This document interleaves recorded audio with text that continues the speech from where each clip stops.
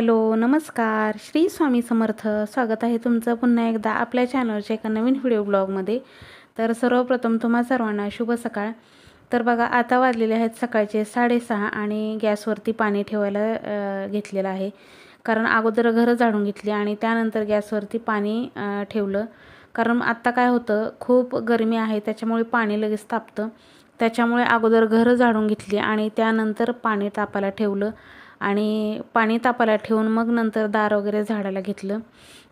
तर बघू शकताय, हॉल उघडलेला आहे. हॉलमध्ये तुम्ही अंधार बघू शकताय. घरामध्ये अंधार आहे, पण बाहेर अख्खं उजळून फडफडीत झालेलं आहे. आणि उशिरा उठल्यानंतर जी फजिती होते ती खूप. कारण काय होतं, एकदा उशिरा उठायला उशीर झाला की सगळी कामंही लेट होतात आणि बाकीच्या सगळ्याच गोष्टी लेट होतात. तर मंगळवार आहे आज आणि मला देवीची स्थापना करायची होती. तर बघू शकताय तुम्ही, घड्याळामध्ये 6:45 वाजायला आलेले आहेत. पाणी वगैरे ठेवून घरं झाडून त्यानंतर एवढा उशीर होतो आणि आता आलेले आहे बाहेरचं झाडण्यासाठी. तर बाहेरसुद्धा बघा, झाडायला अर्धा तास सहज जातो. झाडायचं आणि सडा मारायचं, पुसून घ्यायचं. तर ह्या सर्व गोष्टींना बराच वेळ जातो. तर बघा, नेहमी एक गोष्ट लक्षात ठेवायची, कधीही आपण अगोदर दार झाडायचं नाही. अगोदर आपली घरं सगळी झाडून घ्यायची. घरातली सगळा जी कचरा आहे, रात्रभरची निगेटिव्हिटी असते, ती सगळी कचऱ्याद्वारे आपली बाहेर जाते. त्याच्यामुळे अगोदर आपली घरं झाडायची, त्यानंतर दार उघडायचं, सगळा कचरा बाहेर घ्यायचा आणि त्यानंतर जे आहे ते आपलं दार झाडायचं, दारामध्ये सडा मारायचा. तर ह्या गोष्टी करायच्या. अगोदर घरं कधीही उघडायचं नाही. डायरेक्ट बाहेरची सगळी निगेटिव्हिटी जी आहे ती घरामध्ये येत असते. म्हणून घरं उघडण्या अगोदर आपली घरं सगळी स्वच्छ झाडून काढायची, कचरा बाहेर घ्यायचा आणि त्यानंतर दार झाडायचं, दार पुसून घ्यायचं आणि जो सडाबिडा आहे तो आपला मारून घ्यायचा. तर अशा प्रकारे सकाळचं रुटीन ठेवायचं. कधीही डायरेक्ट काय गृहिणींना सवय असते बघा, डायरेक्ट आपलं उठलं की डायरेक्ट घर उघडायचं आणि डायरेक्ट दार वगैरे झाडायचं. तर तसं कधीही करायचं नाही. उठल्यानंतर आपल्याला पाणी वगैरे ठेवायचं असेल तर ठेवायचं आणि त्यानंतर आपली घरं जी आहेत ती सगळी स्वच्छ वगैरे झाडून घ्यायची आणि त्यानंतर दार झाडायचं, पुसायचं, सडा मारायचा. तर असं होतं. त्याच्यामुळे घरामध्ये जी आहे निगेटिव्हिटी शिरत नाही. बाहेरचं जे आहे ते सगळं बाहेरच्या बाहेर राहतं. घरं जी आहेत ती सगळी स्वच्छ होतात आणि त्यानंतर कचरा जो आहे तो सगळा घराबाहेर जातो. तर असं करायचं. कधीही घरं झाडतच बाहेर यायचं. डायरेक्ट अगोदर अंगण झाडायचं नाही. अंगणातली जी निगेटिव्हिटी आहे ती घरामध्ये येत असते. त्याच्यामुळे डायरेक्ट आपली घरं झाडत, सगळ्या रूम झाडत बाहेर यायचं आणि बाहेर सगळा कचरा काढायचा आणि त्यानंतर आपलं दार जे आहे ते झाडायचं. असं नेहमी हे करायचं. तर बघा, इकडे माझं पुसून झालेलं आहे. आता हल्ली मी जास्त करून हे पुसूनच घेते. त्याच्यामुळे आता ह्याच्यावरती पाणी वगैरे मारायचं मी सोडून दिलं आहे. मी फक्त कधीतरी ज्या दिवशी पाणी आलेलं असतं सकाळी नळाला त्याच दिवशी पाणी मारते. आता माझ्यासाठी ही एक आठवण झालेली आहे. त्याच्यामुळे म्हणजे मी पाय घसरून पडल्यापासून मी पाणी मारायचे शक्यतो टाळते. तर झालेली आहे माझी सडा वगैरे सगळं मारून झालेलं आहे. आंघोळसुद्धा झालेली आहे आणि इकडे आलेली आहे मी बेडरूममध्ये. स्वतःचं सगळं आवरून घेते आणि मग जाते किचनमध्ये. तर माझी नेहमीची एक सवय आहे, आंघोळ झाल्यानंतरच किचनमध्ये जायचं. पण आता काय झालेलं आहे, हीटर जो पाण्याचा हीटर होता तो खराब झाला आहे. त्याच्यामुळे गॅसवरती पाणी ठेवावं लागतं. त्याच्यामुळे मग मला गॅसला हात लावायला जावा लागतो. नाहीतर मग मी पहिल्यापासूनची आंघोळ झाल्याशिवाय किचनमध्ये गॅसला वगैरे हात लावत नव्हते. असं होतं माझं. तर आत्तासुद्धा बघा, मी स्वयंपाक वगैरे काहीही आंघोळ केल्याशिवाय करत नाही. चहा पाणी तर लांबच सोडा. बऱ्याच जणांना सवय असते. पारूसच आपण आपल्या घरात जर वावरलं तर खूप निगेटिव्हिटी घरामध्ये निर्माण होते. कधीही बघा, घरातल्या प्रत्येक स्त्रीने आंघोळ करून, स्नान करूनच किचनमध्ये जावं किंवा गॅसवरती स्वयंपाक वगैरे करावा. काही जणांना उठलं की पहिलं स्वयंपाक करून घ्यायची सवय असते, चहा पाणी करायची सवय असते. तर हे पूर्णतः चुकीचं आहे. आपल्या पूर्वजांपासून जे आलेले आहेत हे नियम जे आहेत, पूर्वी आजी, आपल्या आई, ह्या सगळ्या नियम हे करायच्या. त्याच्यामुळे आपण सुद्धा ह्या नियमाने राहिलं पाहिजे. तर बघा, घरामध्ये खूप पॉझिटिव्ह वाटावं आणि किचनमध्ये साक्षात अन्नपूर्णा असते. त्याच्यामुळे आपण किचनमध्ये पारूसं वावरलं तर हे चांगलं नाही. अन्नपूर्णा नाराज होते. त्याच्यामुळे आपण जे स्वतः सुचिरभूत व्हायचं आणि त्यानंतरच गॅसला वगैरे हात लावायचा किंवा स्वयंपाक वगैरे करायचा. आपल्या अन्नपाण्याला आपण पारुशा अंगाने कधीही हात लावायचा नाही. पिठं असो, मीठ असो, तेल असो, इथल्या कुठल्याही चहा साखर कुठल्याही वस्तूंना आपला पारोसा हात नाही लागला पाहिजे. आपण शुचिर्भूत होऊनच किचनमध्ये येऊनच छान अशी, आज मंगळवार होतं त्याच्यामुळे छान अशी गॅसची पूजासुद्धा करून घेतली आणि मग मस्त असं स्वयंपाक वगैरे करून घेतला. त्यानंतर देवीची स्थापना करायची होती तर स्थापनासुद्धा करून घेतली. तर असं आहे किचनमध्ये. म्हणूनच बघा, साक्षात अन्नपूर्णा देवीचा वास असतो किचनमध्ये. लक्ष्मी अन्नपूर्णा ही किचनमध्ये साक्षात असते. त्याच्यामुळे आपण पारुसही जास्त किचनमध्ये कधीही वावरायचं नाही. झाडून काढण्यापुरतंच किचनमध्ये यायचं आणि त्यानंतर आंघोळ करूनच फ्रेश असं किचनमध्ये यायचं. गॅसची पूजा करून घ्यायची आणि त्यानंतर स्वयंपाक, चहापाणी काय असेल ते करायचं. तर ह्या माझ्या सवयी असतात. गॅसची पूजा रोजची होते, कधी नाही होत, पण ज्या ज्या सवयी आहेत लावून घेतलेल्या आणि हे नित्यकर्म जर आपण चांगलं केलं तर बघा, आपल्या घरामध्ये आपल्याला कधीच काही कमी पडत नाही. आपल्या घरामध्ये अखंड अन्नपूर्णा देवी वास करते, अखंड लक्ष्मी देवी वास करते. तर असं असतं. तर बघा, गॅसची सुंदर पूजा करून झाल्यानंतर गॅस किती छान दिसतो. आणि रोजचं हे रुटीन आपण असं ठेवलं, आपण जर ह्या सवयी लावून घेतल्या तर आपोआप आपल्याला हे केल्याशिवाय करमतच नाही. तर सर्वात अगोदर दूध जी आहे ती दोन्ही दूध होती, जास्त दूध होतं त्याच्यामुळे तापायला ठेवलेला आहे आणि इकडे मधल्या गॅसवरती चहा ठेवलेला आहे. तर असं 3-3 शिगड्यांचा गॅस असला की खूप बरं पडतं, एकाच वेळेस बरीचशी कामं होतात. दूध आणि चहा ठेवलेला आहे तोपर्यंत तुळशीची पूजा करायला आले.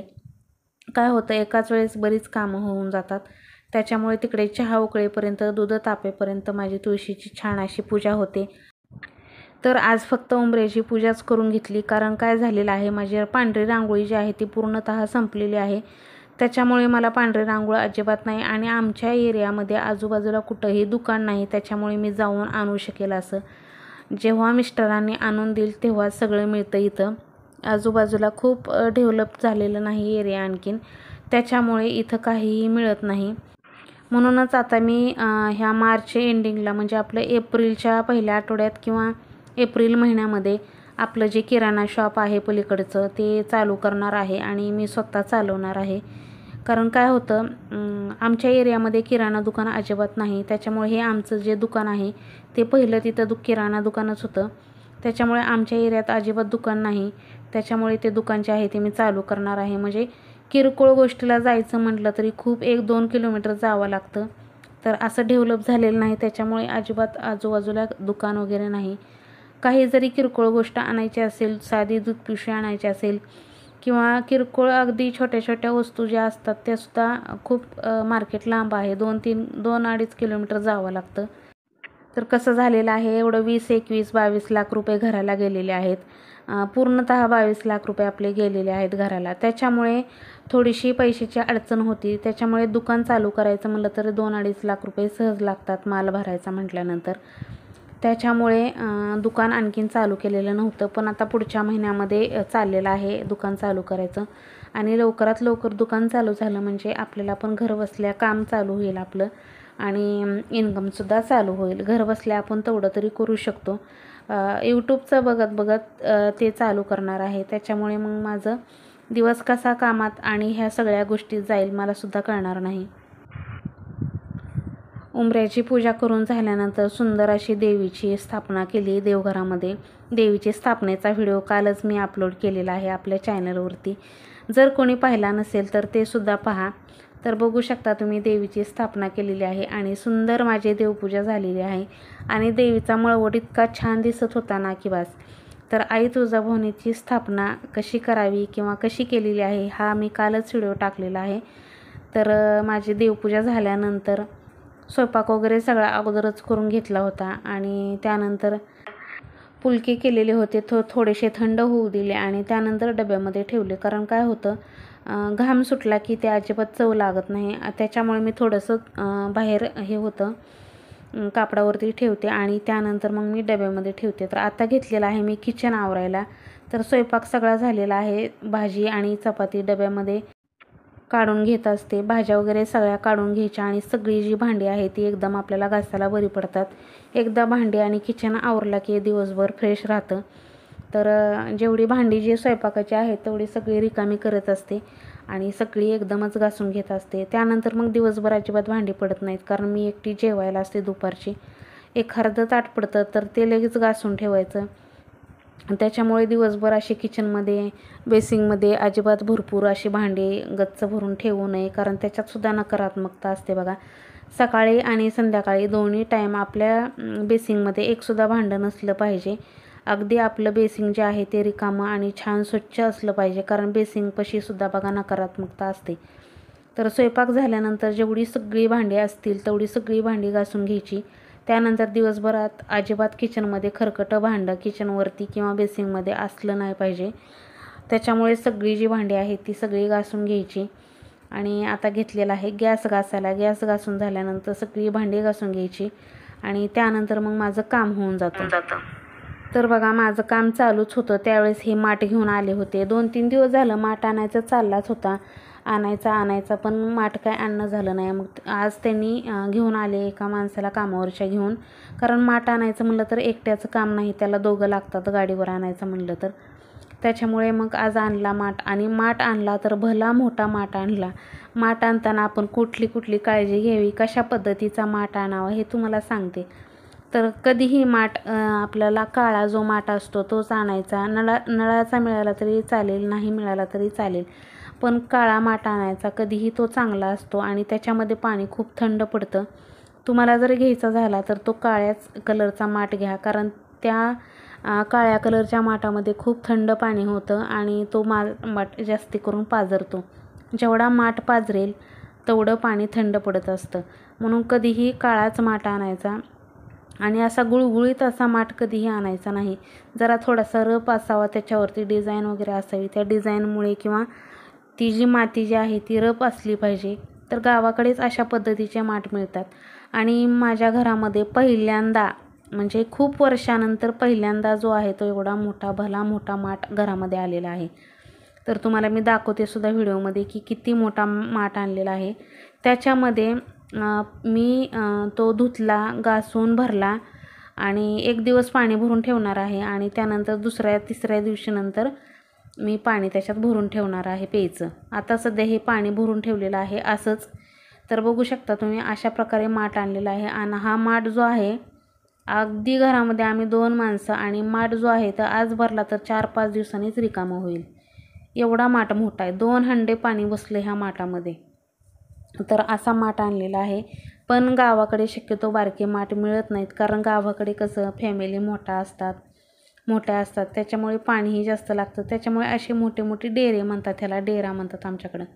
तर असा आणलेला आहे. आणि माझा पुण्याचा छोटूसा माठ होता, ती गेल्या वर्षी समर्थनी ज्यावेळेस उन्हाळा सुट्टीला आला होता ना त्यावेळेस तोडला, त्याच्यामुळे त्याच्याकडून फुटला. त्याच्यामुळे आता पुण्याला गेल्यावरच तो छान असा छोटासा माठ मिळेल. इकडं असेच माठ मिळतात. तर बघू शकता मी मग धुवून पाणी भरलेलं आहे ह्याच्यात. तर एवढं गार पाणी पडलेलं आहे, पण चांगलं आहे. गार पाणी आणि नॅचरल पाणी आपल्याला प्यायला मिळणार आहे. म्हणूनच अशा प्रकारचा माठ आणायचा. पण ह्यातनं छोटी साईज मिळाली तर खूप चांगलं. आता मला ही मोठी साईज मिळाली, आता काय करणार, आणलं आहे. आणि जर मी गेले असते तिथं जर छोटा असता तर मग मी छोटा घेऊन आले असते, पण मी गेले नसल्यामुळं हा सगळा प्रॉब्लेम झाला आणि 2 हंड्याचा माठ घरामध्ये आला. चला तर आय होप तुम्हाला आजचा व्हिडिओ आवडला असेल, आशा करते आवडला असेल तर लाईक करा, कमेंट करा. चॅनलवर जर नवीन असाल तर चॅनलला सबस्क्राईब करा. भेटूया आपण उद्याच्या नवीन ब्लॉगसोबत. तोपर्यंत सर्वांना श्री स्वामी समर्थ, जय जय स्वामी समर्थ. आणि व्हिडिओ कसा वाटला हे नक्की कमेंटमध्ये सांगा.